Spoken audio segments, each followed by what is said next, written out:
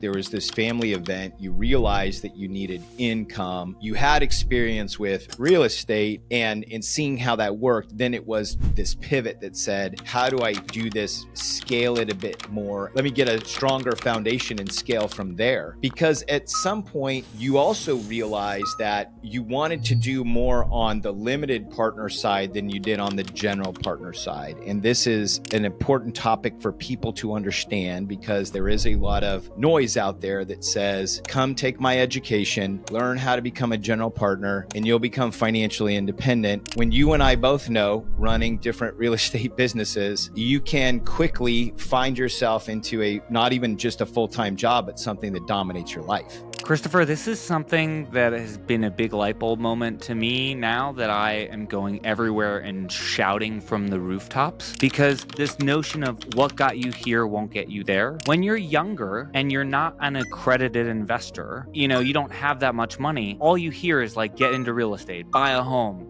rent it out, cash flow.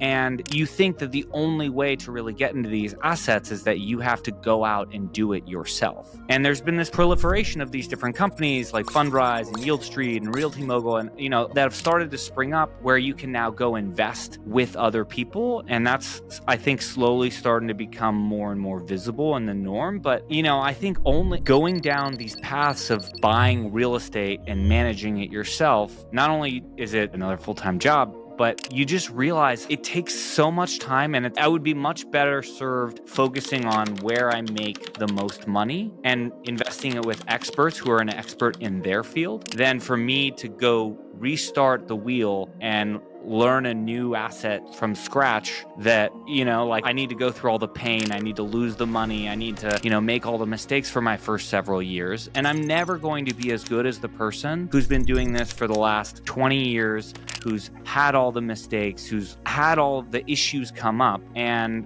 would be way better at deploying my money than me. And then all I need to do is collect the tax form at the end of the year. And you nailed it, because what happens, and this is what I see too, and this is what people need to understand. This is how I like to break it down. So there's three ways. Let's just talk about it right now. You build wealth through ownership in either cash producing assets or in growth assets. That's it. That's really how you build wealth and scale, right? We all got this, or the people who read Robert Kiyosaki, Rich Dad, Poor Dad. You can get those assets three ways. You can build it, which is what you're talking about. When you're younger, you have more time, so you can go and you can work and you can hustle and you can build that equity because you have more time. And then the second way that most people don't know about, that I advocate for, is you can also trade your time and talent for equity, which is what I did. As I positioned myself as somebody who could help companies get through SOX audit. So I worked for a lot of companies and and I chose 3 companies to work for that went through IPO. That's how I got a lot of my equity. But then once you have more money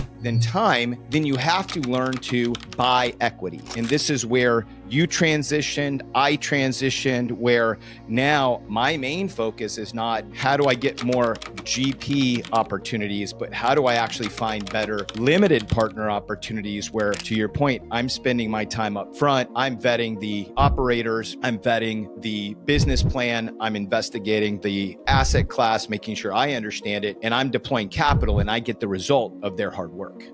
You've nailed it, right? So once you start accumulating some sort of wealth, whether it's $500,000 or, you become accredited and you finally have the opportunities now, you can't become an expert in everything, right? You build wealth through concentration and you preserve wealth through diversification. And at some point, your net worth grows to a point. I had this scenario where I invested $100,000 in Tesla 10 years ago. And if you know anything about what's happened to Tesla stock, it's gone to the moon, and it turned into over $1.5 million for me. And along with my dad passing away and needing to manage the money that my dad left my mom, I now all of a sudden had this huge amount of capital where it was like, it's way too risky for me to have it all sitting in this one asset that's super volatile. And so, okay, what's the next thing that I need to focus on? The skill is the wealthy people that have a lot of money what they're doing is they're focused on finding the best fund managers in whatever asset class or strategy